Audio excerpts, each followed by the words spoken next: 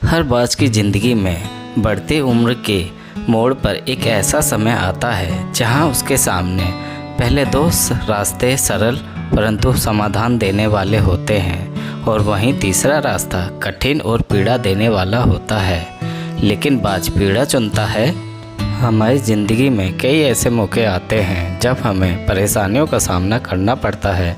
कई लोग तो हमारे जीवन में संघर्ष कर कई आगे निकल जाते हैं और कई अपने हालातों से हार मानकर खुद को ज़िंदगी के हवाले कर देते हैं। ऐसे में हमारी ज़िंदगी और हमारा खुद का कोई वजूद नहीं रहता। सिर्फ इंसान ही नहीं, कुदरत में हर प्राणी के साथ ऐसा होता है। तो आइए जानते हैं बाज के जीवन से जुड़ी आश्चर्यजनक किंतु एक ऐसा सत्य जो हम सबको प्रेरणा देगा। बाज लगभग 70 वर्ष जीता है, परंतु अपने जीवन के 40वें वर्ष में आते आते उसे एक महत्वपूर्ण निर्णय लेना पड़ता है। इस अवस्था में उसके शरीर के तीनों प्रमुख अंग बेअसर होने लगते हैं। पहला, पंजे लंबे और लचीले हो जाते हैं और शिकार को पकड़ने में कमज़ोर हो जाते हैं। दूसरा, चोंच आगे की तरफ मुड़ जाती है और भोजन निगलने में मुश्किलें पैदा होने लगती हैं। तीसरा, पंख भारी हो जाते हैं और सीने से चिपकने के कारण पूरे खुल नहीं पाते और उड़ाने सीमित कर देते हैं। भोजन ढूंढना, भोजन पकड़ना और भोजन खाना तीनों प्रक्रियाएं अपनी धार खोने लगती हैं। उसके पास 3 ही रास्ते बचते हैं, या तो अपना शरीर छोड़ दे या अपनी प्रवृत्ति छोड़ गिद्ध की तरह त्यागे हुए भोजन पर निर्भर हो जाए या फिर स्वयं को फिर से स्थापित करे। पहले 2 रास्ते सरल और समाधान देने वाले, वहीं तीसरा अत्यंत पीड़ादायी और लंबा। बाज पीड़ा चुनता है और स्वयं को फिर से स्थापित करता है।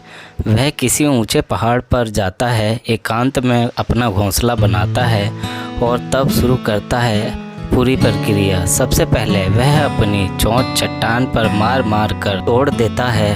अपनी चोंच से अधिक पीड़ादायक कुछ भी नहीं है पक्षी राज के लिए।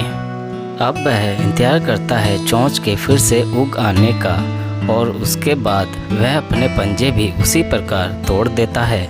इंतज़ार करना है पंजों के फिर से उग आने का। नई चोंच और पंजे आने के बाद वह अपनी भारी पंखों को एक एक कर नोचकर निकालता है और प्रतीक्षा करता है पंखों की पूर्ण उग आने का। 150 दिन की पीड़ा और इंतज़ार और तब उसे मिलती है वही भव्य और ऊंची उड़ान। इस पुनर्स्थापना के बाद वह ऊर्जा, सम्मान और गरिमा के साथ 30 साल और जीता है। आपने कई बार ये सुना होगा, भगवान उसी की मदद करते हैं जो अपनी मदद खुद करता है। आज आपको इसकी मिसाल मिल गई होगी। जैसे बाज संघर्ष करता है 150 दिन तक और भगवान उसका संघर्ष बेकार नहीं जाने देते। उसको नई जिंदगी देकर कुदरत हमें सिखाने बैठी है। जैसे पंजे पकड़ के प्रतीक हैं, चोंच सक्रियता की और पंख कल्पना को स्थापित करते हैं। इच्छा हालातों पर काबू रखने की, सक्रियता स्वयं की अस्तित्व की गरिमा बनाए रखने की, कल्पना जीवन में कुछ नएपन बनाए रखने की।